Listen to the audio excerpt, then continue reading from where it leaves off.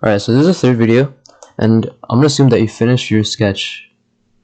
So this video, I'm gonna teach you how to use the revolve command, how to chamfer slash fillet, and how to assign appearance to your chess piece.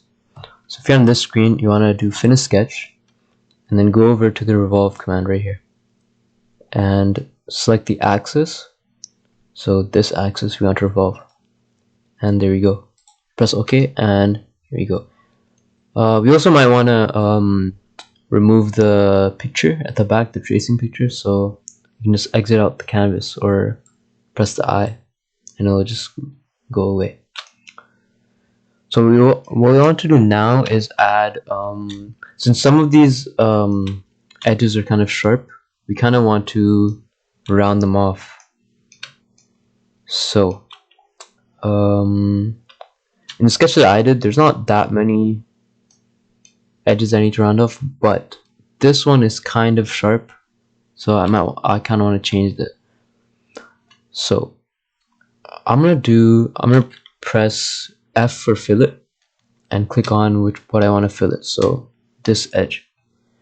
Now I'm gonna type in how much I want to fillet in. So maybe 0.15. So if you zoom in, you can see that this edge has kind of been rounded off. There's a bunch of options when you're trying to do a fillet. There's like setback, there's rolling ball, and then there's a bunch of different options that you can experiment with. So I'm gonna press OK, and here we go. We have like a small curved edge. If you have more sharp edges in your design, you can, like, let's say you just made this a straight line instead of a curve, you can actually fillet that. Now the other option, or the other setting I want to show you, is a chamfer. So I'm going to go over here and delete the fillet. So now I want to do a chamfer. Here we go. So under modify, chamfer. So we, like fillet, we just click the edge, and then I'm going to do 0.15. You can see that the edge has been kind of like cut off, kind of like diagonally cut, and that can give you a certain finish if you want that. I'm gonna go with the fillet for now, and you can do whatever you want. Alright, so if you want to make an appearance, since this texture is kind of bland, you can just press A, and an appearance menu will show up. So in Fusion 360, there's a bunch of different appearances that you can choose. I think I'm gonna go with wooden texture. So go to wood, and I kind of like walnut.